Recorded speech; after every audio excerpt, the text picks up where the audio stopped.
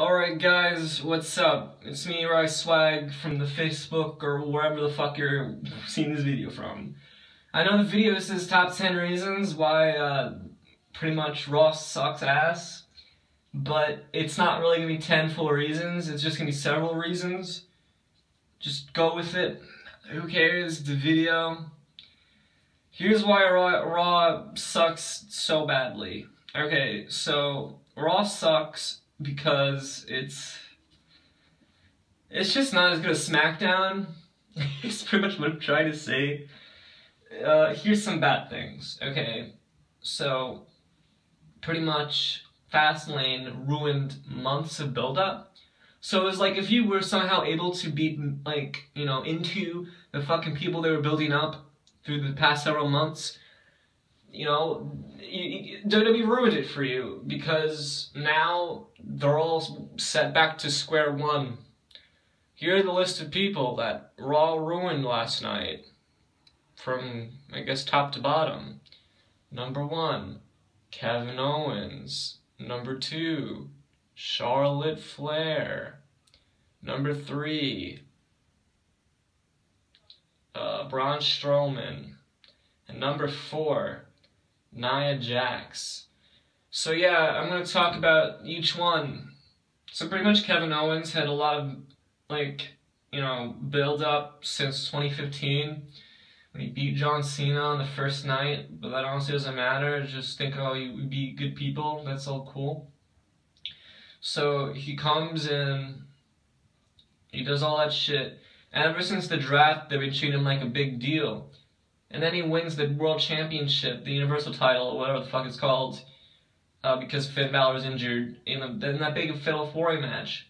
And they didn't use Triple H with him, but I guess that makes sense. Who cares now? That was the past.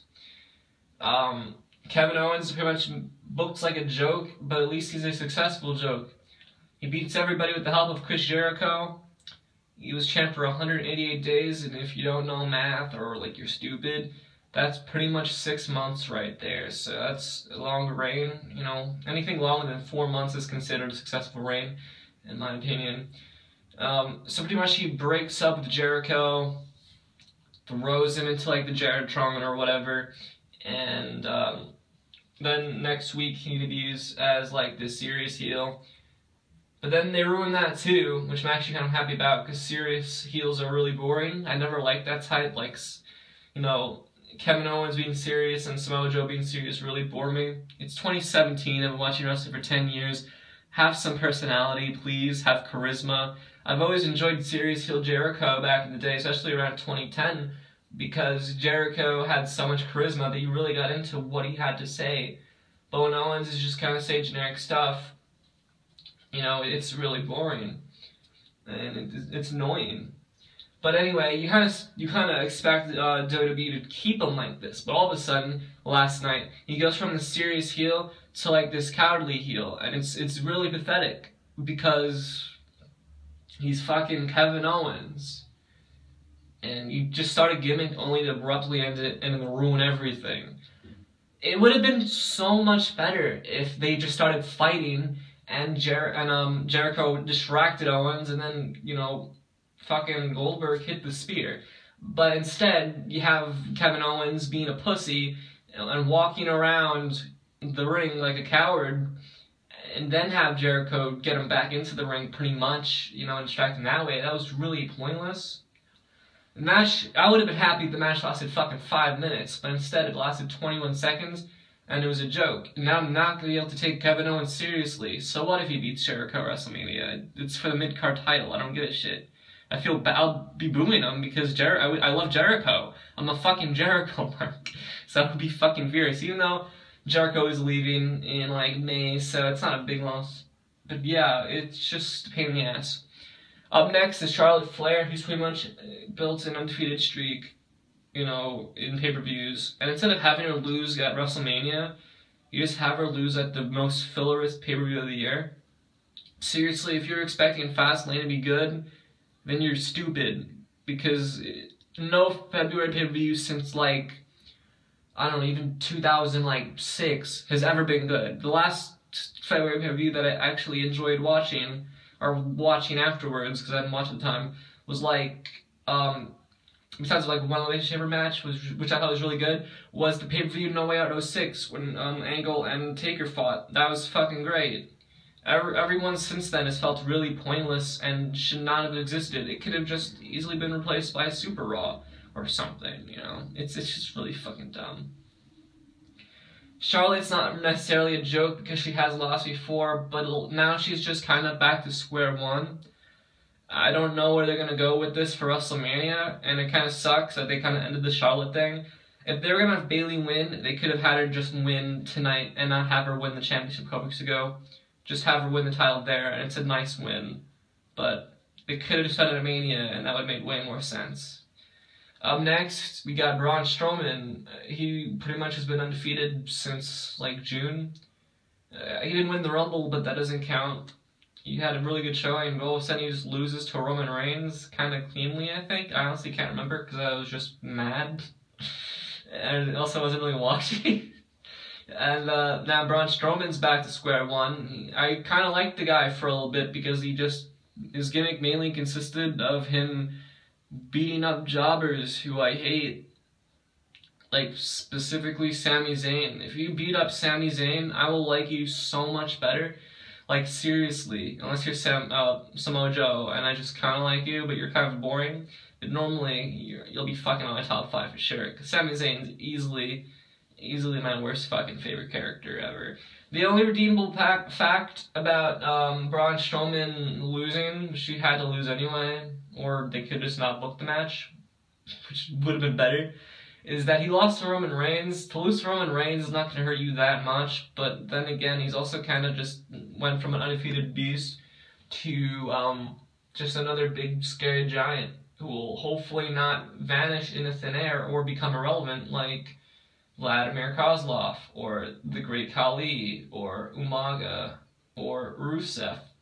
Like, literally, every time there's a big monster heel, in a year or two, he'll either become a goofball or a loser. And it all kind of comes from that first loss. The next one, Nia Jax, they ruined her. I honestly never liked Nia Jax, but if you are a Nia Jax fan, then I kind of feel your pain, but I don't.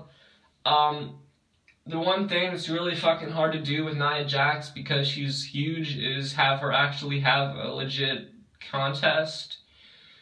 It's like, it's stupid to have her lose, and like, I get it, Sasha is more important to the company as a whole, but to have Nia Jax, who's like monstrous, lose to like this little fucking shrimp, you know, it just doesn't make much sense. And I wanted Sasha Banks to win, but I didn't think they were gonna have her win. But I guess they'll do something big for her at Mania, I guess. Maybe she'll face Bayley, or it'll be like a 4-horsewoman without Becky Lynch match. I don't fucking know. But seriously, if you're gonna have Nia Jax lose to anybody, you would have her lose to, like, Charlotte. Or even Dana Brooke, or both of them at the same time in a handicap match or some shit. Not to, like, the smallest fucking diva in the roster. Like, Sasha Banks is like the only fucking woman on the roster with like a feminine-looking body. All the others are kind of just really buff and monster-looking. But Sasha Banks, besides that fucking forehead, pretty much just could have been like a fucking model for Playboy or something. I don't know. But to see her, like, just to have Nia Jax stand there and get her ass kicked, it's just really fucking funny to watch. Even with Asuka, it's just hilarious. Just Asuka kicking Nia Jax, and Nia Jax just standing there because she can't realistically sell the fucking moves because she can't sell her shit. It's great. One more thing for this video. Mick Foley. I hate Mick Foley. I liked him before he was the GM or whatever the fuck he is. But now I don't like him anymore because he's annoying and he's strange and he comes in way too much. Seriously, GMs only need to really come in once or twice a show, not multiple times a show every single week. He's just a cookie cutter face guy with no character. If he was abused by bipolar Stephanie McMahon, then perhaps his character would be alright, but it's not. Another complaint, the Cruiserweights. I only like Jack Gallagher, and Neville is stupid. It's just a typical... He's pretty much what Stardust was a year ago. And Stardust was a jobber. The only difference is that Neville actually won a match, but that doesn't make his character any better.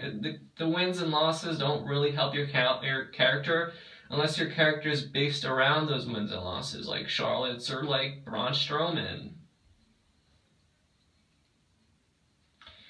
Also, of course, the fucking 3-hour thing. It's like, oh, you can't just do a 3-hour show. I would naturally sit through a 3-hour show if it was great. Back in the day, Raw used to have 3-hour shows as specials, and every time that happened, it felt really good, and the shows are typically good or great, with only maybe 1 or 2 bad segments, but now it's just, you'll get a 3-hour show with maybe 1 or 2 segments. I don't think I'm gonna watch Monday Night Raw tonight. I kinda would rather fucking watch The Voice, because I got a thing for Gwen Stefani, and that's about it, and I never watched The Voice, so I don't know if it's good. But I would rather watch The fucking Voice, or maybe Kevin Can Wait, instead of, like, Monday Night Raw, which I've been watching for 10 years. So that's my fucking rant. It was supposed to be a 2-minute satire video, but then I just had too many good points to make. I hope you like this video. Bye.